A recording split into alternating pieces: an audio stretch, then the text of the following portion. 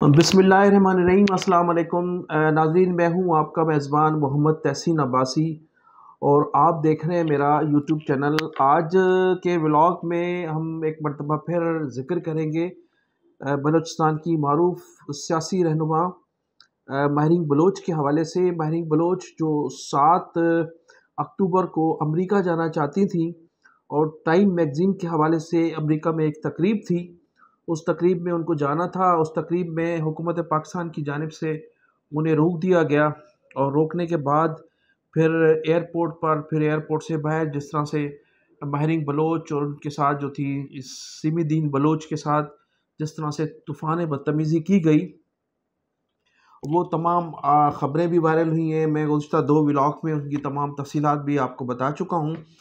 तो अब महरीन बलोच ने उस हवाले से जो उन्हें अमेरिका जाने से रोका गया है, एक पिटिशन दायर की है गुज़िश्ता रोज़ सिंध हाई कोर्ट में।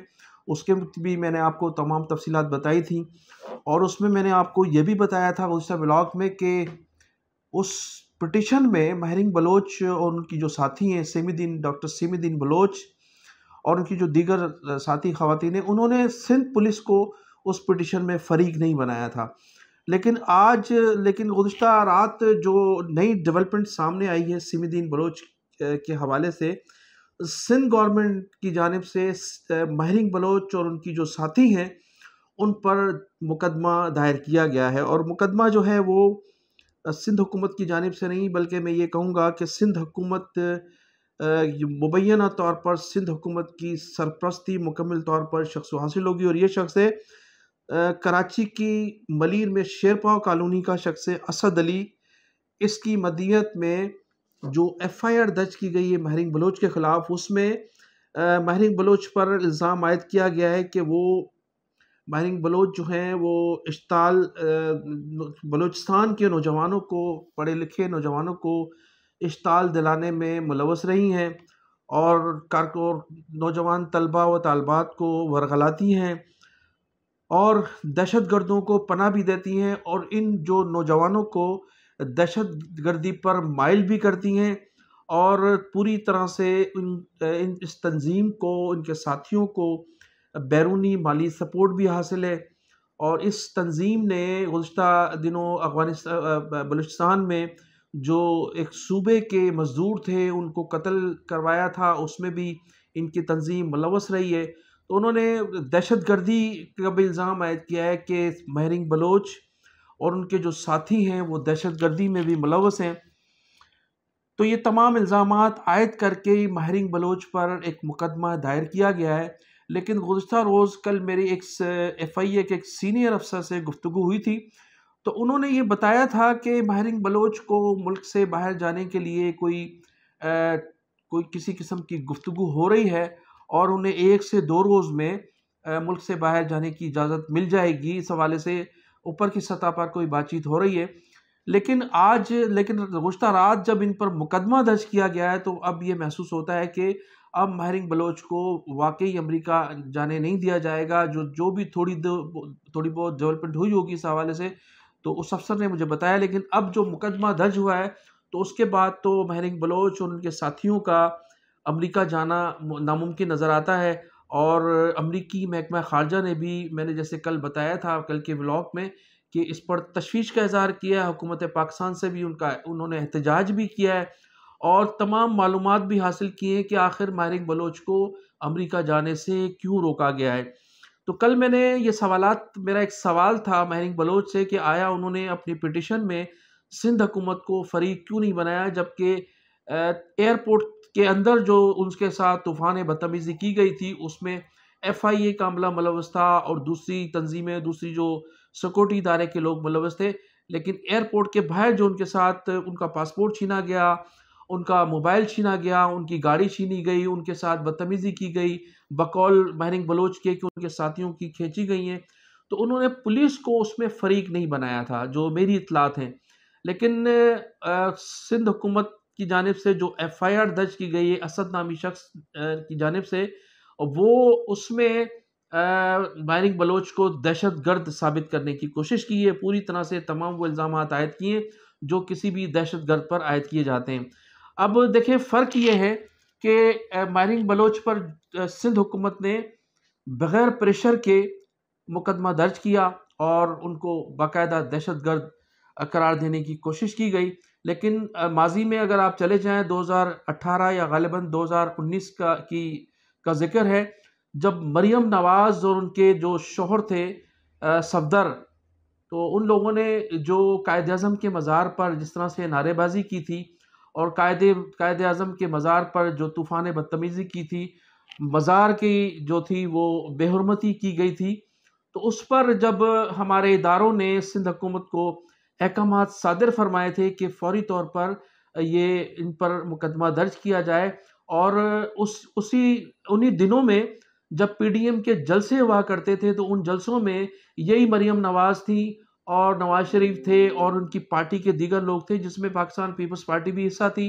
मौलाना फजल रहमान भी उस पीडीएम का बड़ा हिस्सा थे। तो उस जलसों में ये जो कायदीन थे ये नारे लगवाया करते थे, और जो नारे जो हैं खुदा न खास्ता जो आज नारा मकबूल हुआ है तहरीक इंसाफ के कारकुनों में, वो नारा था कि ये जो दहशतगर्दी है इसके पीछे वर्दी है। ये नारे पीडीएम के दौर में मकबूल हुए थे और उन नारों को अब मुकम्मल तौर पर तहरीक इंसाफ ने हाईजैक कर लिया। ये नारे असल में जो तोहफा थे वो थे पीडीएम के दिए हुए। तो उसमें मैं कहीं और निकल गया हूँ तो जिक्र करूंगा एफआईआर का। सिंध हुकूमत ने उस वक्त एफआईआर दर्ज करने से इनकार कर दिया था इदारों की मुदाखलत ने। फिर कहा जाता है कि उस वक्त के आईएसआई के जो ज़िम्मेदारान थे कराची में, उन्होंने मुबैना तौर पर उस वक्त के आईजी सिंध मुश्ताक महर को घर से उठाया और उसके बाद उनको लेकर आए और फिर उनके मरियम नवाज़ के ख़िलाफ़ एफआईआर दर्ज की गई थी। और इस तरह से उठाने को सिंध हुकूमत के अफसरान ने आईजी सिंध को का जो था अगवा करार दिया गया था।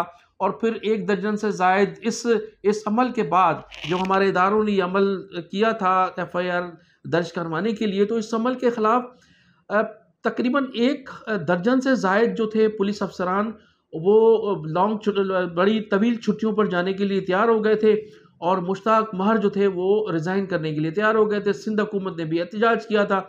उस वक्त के chief of the army staff general Bajwa साहब ने, कमर जमान बाजवा साहब ने बिलावल भुट्टो साहब से रब्ता करके माजरत की थी। और फिर उस वक्त के जो डीजी जो आईएसआई के हेड थे कराची में, उनको यहाँ से हटा दिया गया था और इस तरह से वो एफआईआर तो दर्ज हो गई थी, लेकिन ये सख्त एहतजाज ज़रूर हुआ था। मारिंग बलोच के हवाले से तो कोई ऐसा प्रेशर नहीं था सिंध हुकूमत पर, लेकिन उसके बावजूद भी एफआईआर दर्ज की गई एक असद नामी शख्स के नाम पर। अब वो असद नामी शख्स कौन है, नाम वाला पीछे कोई ना कोई ताकत ज़रूर होगी, जिसकी ताकत की वजह से उस शख्स ने जो है मुकदमा दर्ज करवाया है। तो ये फ़र्क है सूबों का, ज़बान का। तो ये मंजर आम पर है आपके सामने। मरियम नवाज़ के साथ जो कुछ हुआ था एफआईआर के हवाले से वो भी आपके सामने है, और अब जो मारिंग बलोच के साथ हुआ है, मुकदमा दर्ज हुआ है, वो भी आपके सामने है। तो ये सब आप देख सकते हैं कि किस किस्म की तफरीक है। तो नाज़रीन, अब मैं जिक्र करूँगा जो जरगा था, जरगा जिसका आज दूसरा दिन था, उस जरगे में बानी मुत्तहिदा अल्ताफ़ हुसैन के हवाले से भी खासी गुफ्तगू होती रही। जरगे में जो शिरका थे लोग, जब जरगे का अख्ताम हुआ तो जो यूट्यूबर्स थे हमारे, कई 2-2.5 दर्जन से ज़्यादा यूट्यूबर उस जरगे में मौजूद थे। और उस जरगे में मुतअद्दिद जो सरदार थे, जो मुख्तलिफ खान थे या जो मुख्तलिफ अपने कबायली जो लोग थे, उन लोगों ने बानी मुत्तहिदा अल्ताफ़ हुसैन साहब को खूब सराहा, इसलिए कि बानी मुत्तहिदा अल्ताफ़ हुसैन साहब गुज़श्ता 2 माह से इस पीटीएम के जरगे की हिमायत करते चले आ रहे थे। और पीटीएम के जो लोग शहीद हुए थे उसके हवाले से भी अल्ताफ़ हुसैन साहब ने अपना एहतजाज रिकॉर्ड करवाया था, हुकूमत से अपील की थी, chief of the army staff से, DGISI से भी अपील की थी इस हवाले से। तो मुसलसल वो जो जरगे के हवाले से उनकी गुफ्तगू गुज़श्ता 1.5-2 माह से चलती चली आ रही थी, और वो इन मजलूम पश्तूनों की आवाज़ बन चुके थे। तो आज जरगे में मुतअद्दिद लोगों ने अल्ताफ़ हुसैन साहब की इस गुफ्तगू को सराहा, और उन्होंने कहा कि अल्ताफ़ हुसैन साहब की जो नक्शा हमारे सामने पेश किया गया था, वो शख्सियत बिल्कुल उसके बरक्स निकली है। और जिस तरह से उन्होंने पश्तूनों के हकूक़ की बात की है, तो अब पश्तूनों के दिलों में अल्ताफ़ हुसैन के लिए बहुत बड़ी जगह मौजूद है। वाकई वो नर जो लफ्ज़ इस्तेमाल किया कि वाकई वो नर का बच्चा है, जवान का बच्चा है, जिसने हमारे लिए इन हालात में, जबकि उस पर पाबंदी है, उसकी सियासत पर, उसकी गुफ्तगू पर तमाम पाबंदी आयद हैं, लेकिन उसके बावजूद अल्ताफ़ हुसैन साहब ने जिस जवामर्दी के साथ पश्तूनों के हुकूक की बात की है, तमाम लोगों ने कहा कि हम उनको सलाम पेश करते हैं। तो ये जो वीडियो है, इक्का दुक्का वीडियो में आप देखें कि नज़र आएगा कि अल्ताफ़ हुसैन साहब के हवाले से जो शिरका हैं वो किस तरह से गुफ्तगू कर रहे हैं। उसके अलावा गुज़श्ता 2 रोज़ कबल जो अल्ताफ़ हुसैन साहब की जो तरबियती नशिश थी, उसमें भी चंद जो कबायली लोग थे उन्होंने भी अल्ताफ़ हुसैन साहब को सराहा था। अगरचे उसका रिकॉर्ड मेरे पास मौजूद नहीं है, लेकिन मिलने पर मैं आपको ज़रूर वो रिकॉर्ड भी दिखाऊँगा। तो मुसलसल तसलसल के साथ पश्तून बिरादरी के लोग जो हैं अल्ताफ़ हुसैन के इस अमल को बड़ी जवामर्दी के साथ सराह रहे हैं। अब मैं ज़िक्र करूँगा हैदराबाद का, कि हैदराबाद में मुत्तहिदा कौमी मूवमेंट हैदराबाद की जानिब से एक तकरीब हुई थी, और उस तकरीब में रवायत के मुताबिक, यानी तकरीब मुत्तहिदा कौमी मूवमेंट पाकिस्तान की है, और अब ये रिवायत बन चुकी है कि उनकी हर तकरीब में नारा लगता है बानी मुत्तहिदा अल्ताफ़ हुसैन साहब का, और फिर नारा लगता है तो फिर नारा लगता है तो पूरा पंडाल जो है पता लगता है कि ये तो तमाम अल्ताफ़ हुसैन के वफा पर साथी हैं, और किस तरह से मुकदमात का जो है वो प्रेशर देकर और किस तरह से इनको ज़बरदस्ती यहाँ लाया गया है।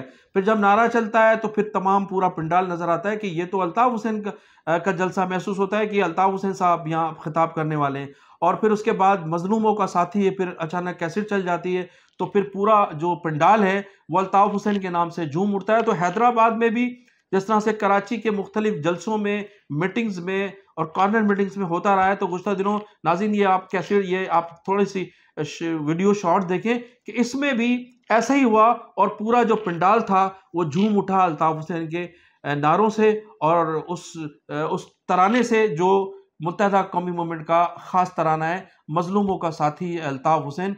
तो मैं इन्हीं अल्फाज के साथ आपसे नाज़रीन जाना चाहूँगा कि आप मेरे चैनल को सब्सक्राइब भी कीजिएगा, कमेंट सेक्शन में जाकर अपनी कीमती राय का इज़हार भी ज़रूर कीजिएगा। पाकिस्तान ज़िंदाबाद, पाकिस्तान पाइंदाबाद।